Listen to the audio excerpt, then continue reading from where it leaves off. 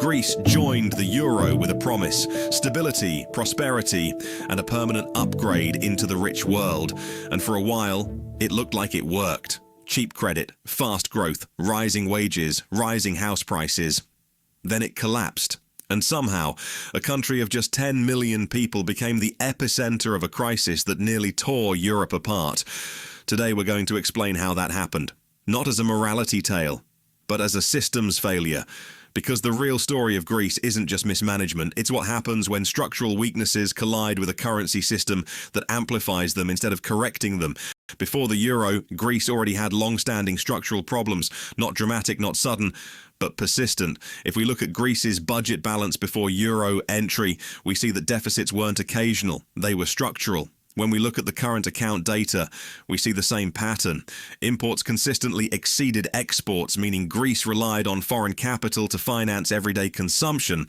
These gaps were hard to close because tax collection was weak, the informal economy was large, and the state struggled to convert economic activity into stable public revenue.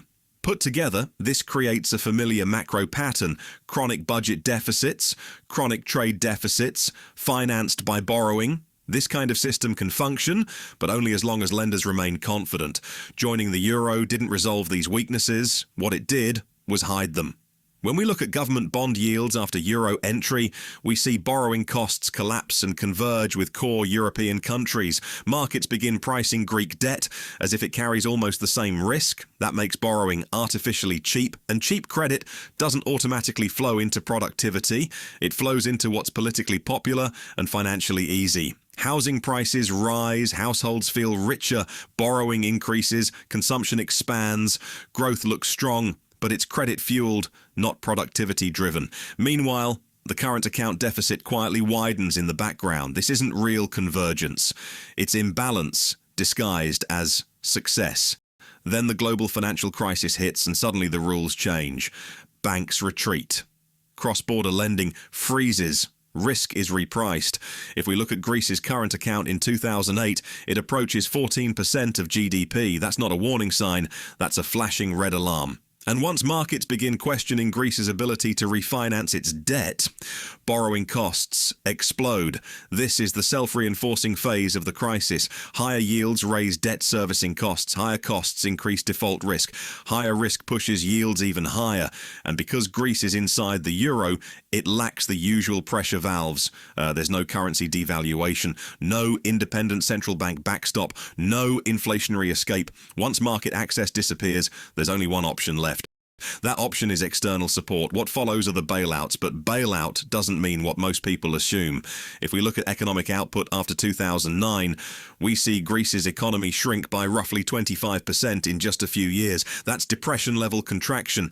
And when we look at the debt-to-GDP ratio over the same period, we see something counterintuitive. Despite spending cuts and tax increases, the ratio keeps rising. Why? Because GDP collapses faster than debt can fall. This exposes a fundamental flaw in austerity logic. A country is not a household. In an economy, one person's spending is another person's income. When households, businesses, and the state all cut spending at the same time, demand collapses. Lower demand means lower income, higher unemployment, and falling tax receipts. So policies designed to stabilize debt end up weakening the economy's ability to pay it. Eventually, the freefall stops. But recovery is slow, painfully slow. If we look at youth unemployment, we see an entire generation struggling to enter the workforce. If we look at emigration data, we see hundreds of thousands leaving, especially young and educated workers. And if we track economic output over time, we see that even many years later, the economy only crawls back toward its pre-crisis level.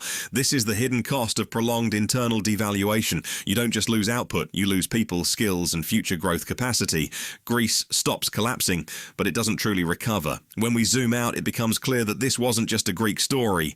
It was a stress test of the euro's design. If we look across the eurozone, we see surpluses clustering in the core and deficits on the periphery.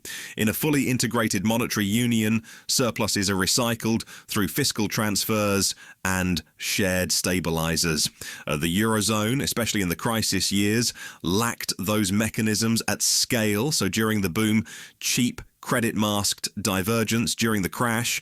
Adjustment came through austerity instead of transfers. That makes crises longer, harsher, and politically destabilizing. The Greek debt crisis isn't ancient history. It's a warning. When financial integration runs ahead of political integration, booms turn into traps and adjustment becomes punishment.